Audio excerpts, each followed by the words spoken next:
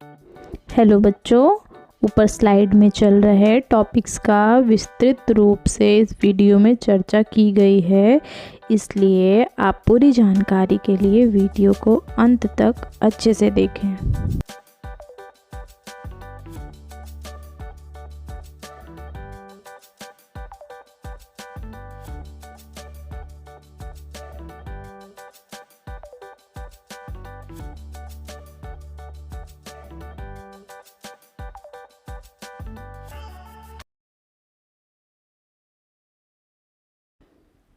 Hello बच्चों, कैसे हो आप?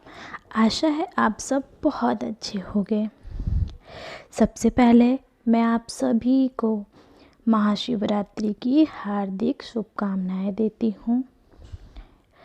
आज तीसरी कक्षा है। आज इस तीसरी कक्षा में हम आपको स्वर के बारे में बताएंगे। इसके पहले वर्णमाला के अंतर्गत मैंने आपको कुछ जानकारियाँ दी हैं, लेकिन विस्तृत जानकारी आज हम आपको इस कक्षा में देंगे, जिसमें स्वर किसे कहते हैं, स्वर के भेद क्या हैं, कितने हैं, इनके प्रकार कितने हैं, इन सब की जानकारियाँ आपको इस कक्षा में मिलेंगी। आइए अब हम देखते हैं स्वर किसे कहते हैं।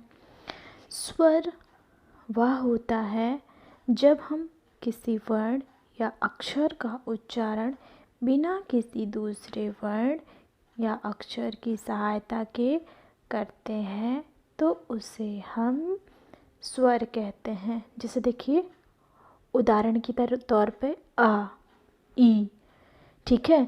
अब इन सब का उच्चारण जब किया जाता है तो हम किसी की सहायता नहीं लेते हैं, ठीक है। हम किसी भी वर्ण या अक्षर की सहायता नहीं लेते हैं, लेकिन अगर हम व्यंजन का उच्चारण करते हैं तो वह अधूरा होता है और हम बिना स्वर को मिलाए उसका सही से उच्चारण नहीं कर पाते हैं।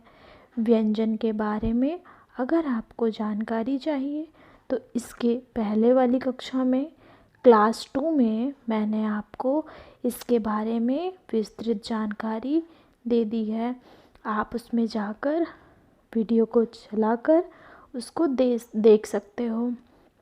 इस तरह स्वर जो होता है वह स्वतंत्र रूप से उच्चारित होता है, मतलब स्वर को हम बिना किसी की सहायता के बोल सकते हैं।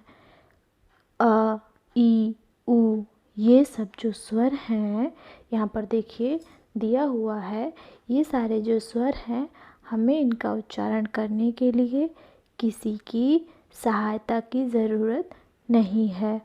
ये 11 होते हैं, स्वर की संख्या 11 होती है। यहाँ पर नीचे कुछ इस प्रकार दिया हुआ है। स्वर की संख्या 11 होती है। यहाँ पर नीचे देखिए कुछ इस प्रकार दिया हुआ है। अ, आ, ई, उ, री, ए, आई, ओ, औ। यह 11 स्वर हैं। अब आगे हम देखेंगे इनको कितने भागों में विभाजित किया गया है। स्वर के भेद, स्वर 3 प्रकार के होते हैं, मतलब इनके 3 भेद हैं। स्वर के 3 भेद होते हैं। सबसे पहला होता है ह्रस्वर। ह्रस्वर की संख्या 4 होती है।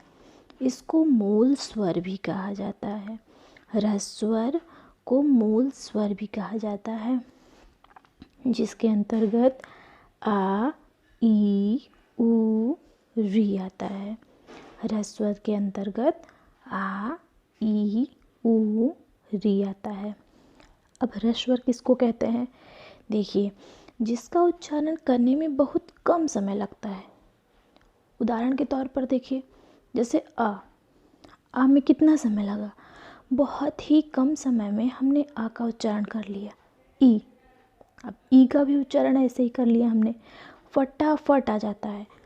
उ का भी उच्चारण बहुत कम समय में हो गया। री का भी उच्चारण बहुत कम समय में हो गया। मतलब रस स्वर जो होता है वो छोटा होता है और इसको मूल स्वर भी कहा जाता है, और इसका उच्चारण हम बहुत ही कम समय में, इसका उच्चारण करने में हमें बहुत ही कम समय लगता है, इसलिए बच्चों इसको हम रस स्वर कहते हैं। अब दूसरे नंबर पे आते हैं। यहाँ पर दूसरे नंबर पर दीर्घ स्वर दिया है। जैसे रस स्वर 4 होते हैं, आ, ई, उ, री, इसी तरह दीर्घ स्वर की संख्या 7 है। दीर्घ स्वर की संख्या 7 है, जिसमें आ, ई, उ, ए, आई, ओ, औ। दीर्घ स्वर में ये 7 स्वर आते हैं। अब दीर्घ स्वर किसको कहा जाता है? दीर्घ स्वर हम उसको कहते हैं जिसका उच्चारण करने में रस स्वर की तुलना में 2 गुना समय लगता है। रस स्वर की तुलना करने में 2 गुना समय जिसमें लगता है उसको हम दीर्घ स्वर कहते हैं। वैसे भी दीर्घ मतलब बड़ा होता है, रस छोटा हो गया, दीर्घ बड़ा हो गया। जैसे देखिए यहाँ पे बड़ा का प्रयोग हुआ है, फिर बड़ी ई, उ, ए, आई, ओ, औ। ठीक है, तो ये हो गए हमारे दीर्घ स्वर। अब दीर्घ स्वर के अंतर्गत यहाँ पर देखिए संयुक्त स्वर लिखा हुआ है। संयुक्त स्वर लिखा है ना। अब संयुक्त स्वर किसको कहते हैं? जिसमें 2 संयुक्त स्वर उसे कहते हैं जिस स्वर को बनाने में 2 और स्वरों की सहायता लेनी पड़ती है, उसको संयुक्त स्वर कहते हैं। मतलब जब हम 2 स्वर को मिलाकर तीसरा स्वर बनाते हैं तो उसको संयुक्त स्वर कहते हैं। देखिए संयुक्त स्वर को क्या होते हैं, मैंने बताया आपको कि जब 2 स्वर मिलकर एक तीसरे स्वर का निर्माण करते हैं तो उसको कहते हैं संयुक्त स्वर। अब संयुक्त स्वर की संख्या 4 होती है, जिसमें ए, आई, ओ, औ हो गया। अब ए कैसे बनता है? आ और ई, आ छोटा और छोटी ई मिलाकर ये दोनों ए बनते हैं। छोटा आ और ए मिलाकर ए बनता है। आ और ऊ मिलाकर ओ बनता है। आ और ओ मिलाकर औ बनता है। तो ये सारे हो गए संयुक्त स्वर।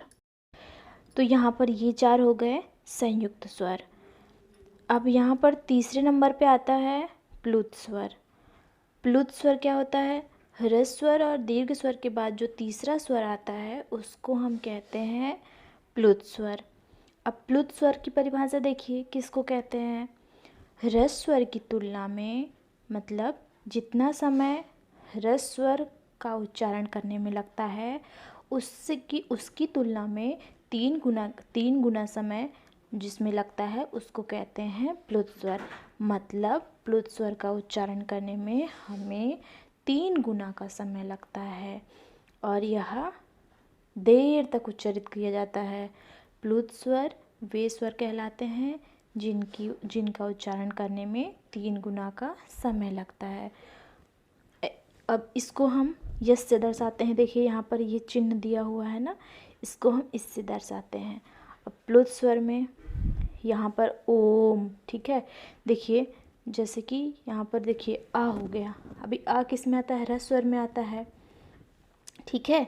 अभी ए, आई, अभी ह्रस्व स्वर के बाद दीर्घ स्वर है ये, और इनका उच्चारण करने में थोड़ा देर का समय लगा। इसके बाद प्लुत स्वर जो होता है ओम, इसका उच्चारण करने में हमें और टाइम लगता है और समय लगता है, इसलिए इसको हम प्लुत स्वर कहते हैं। इसके बाद देखिए अयोगवा। अयोगवा में सबसे पहला है अन, दूसरा है अह। अयोगवा में सबसे पहले अन आता है, फिर अह आता है।